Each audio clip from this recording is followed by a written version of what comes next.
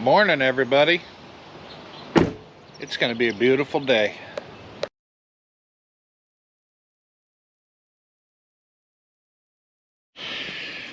So, what I got working on today, or what I'm working on today, is yesterday afternoon I had, I guess you'll call it an incident. As you can see, four-wheelers loaded in the trailer, the mower's in the trailer.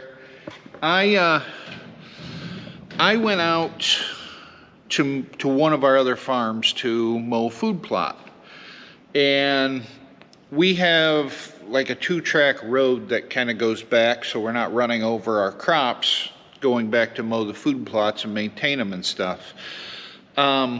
We mow just a couple passes on this road just to kind of keep the tall grass down.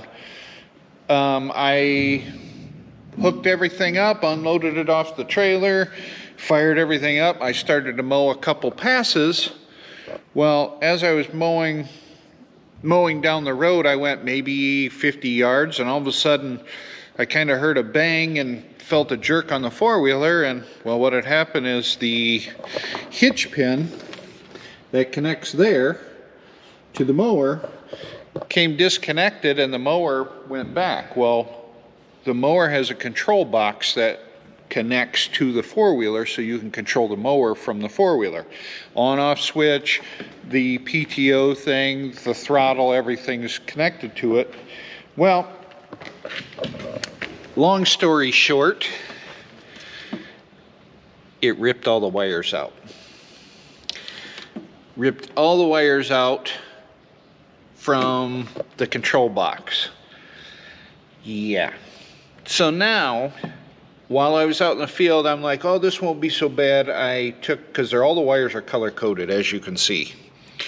So I took all the wires out, I stripped them back. I had wire nuts in the truck. I wired them, nutted all them together. And I thought, well, I'll just finish mowing while I'm out here, fix it all when I get back to the barn.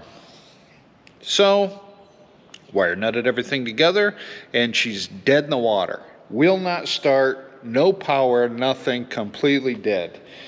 I brought it back to the barn, started chasing wires. I can't physically see the issue anywhere here. So I went home, slept on it, blah, blah, blah. And this morning I brought my electrical tester with me this morning, so I can do a continuity test to the wires to see if maybe a wire inside the tongue of the mower got stretched and broke or whatever. So that's what I'm working on today. The joys of doing this crap, I tell you. You know, the real funny part about all this is all this could have been avoided by just putting that stupid little safety pin in the bottom of the hitch pin. But no, I didn't do that.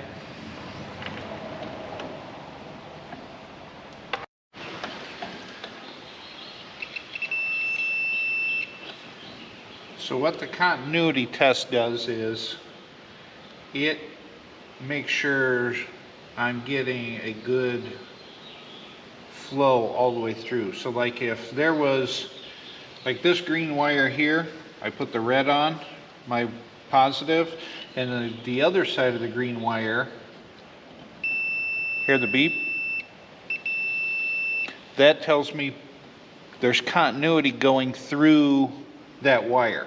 If the wire was broke, then I would not get a beep or nothing going through there. So like right now, if I touch this red wire and go to the back side of the red wire, I should have continuity there, which I don't. So now I'm going to check that red wire and see if that's my problem. I ended up getting her fixed. I had a blown fuse and a broken wire. The broken wire was touching metal, which caused the fuse to blow. But of course, I didn't have any of those fuses laying around the barn, so I had to go buy a fuse But regardless, it's up and going right now. It's in the trailer on the back of the truck right now. I'm going out to finish the project that I started yesterday, mowing that food plot. Never-ending battle. Garbage. You know, I'm driving down to this other farm of ours to mow the food plots, and if you look, there's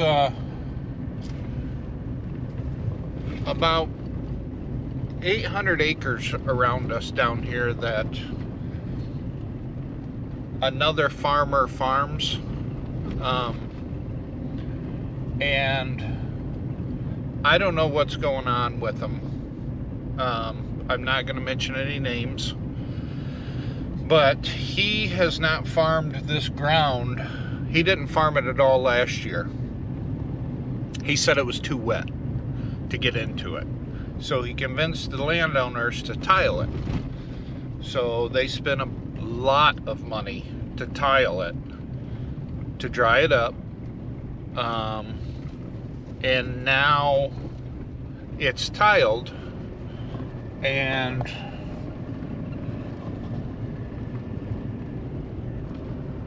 the guy's still not farming it.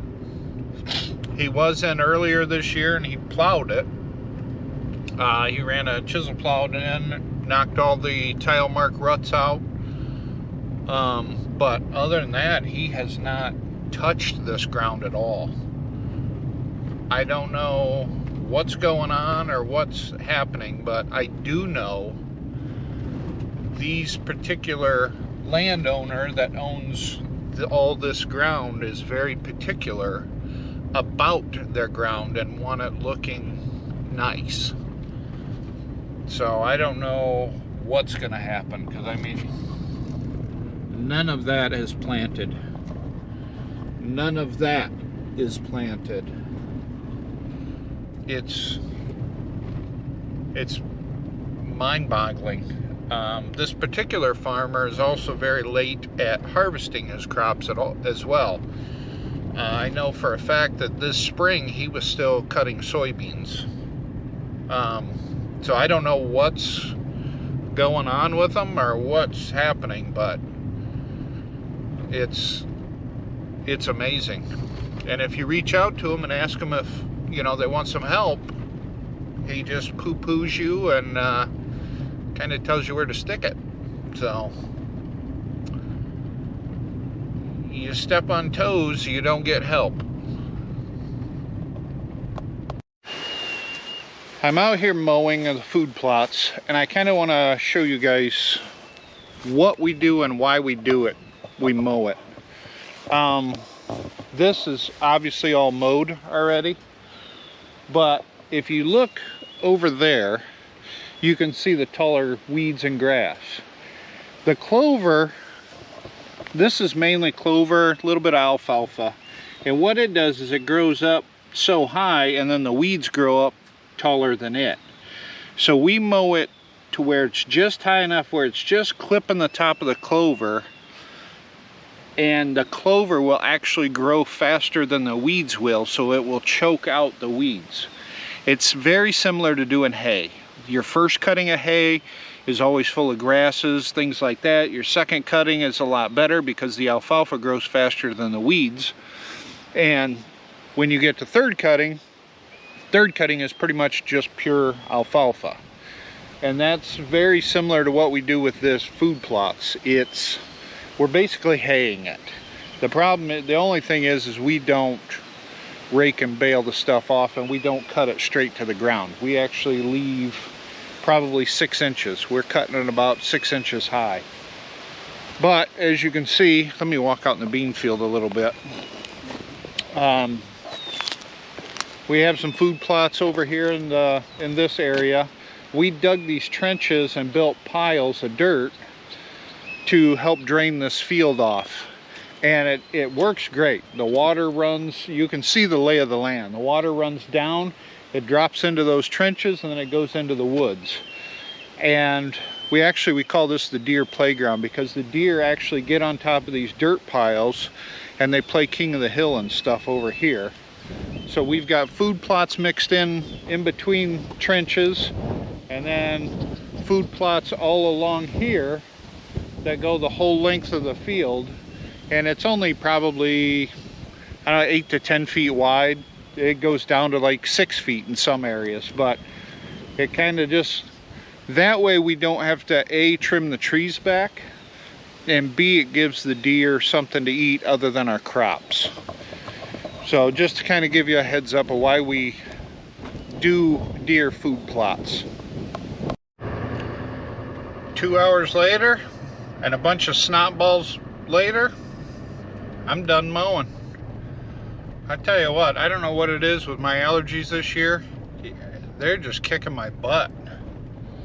I never had a huge issue before, but for some reason this year, just really terrible. Well, such is life. Maybe it's me getting older, who knows. I have a question. So I haven't used my windshield wiper juice in a while. I just started the truck and it said that it's low. Does this crap just evaporate or what? Garbage. Anyway, I'm gonna end the video here. We are gonna jump on the bikes and go out tonight and go to a couple bike nights. Tomorrow we got a couple events we're gonna go to, so you'll be able to see those videos on Farming Biker 2 Up. So you guys have a wonderful day. We'll talk to you later.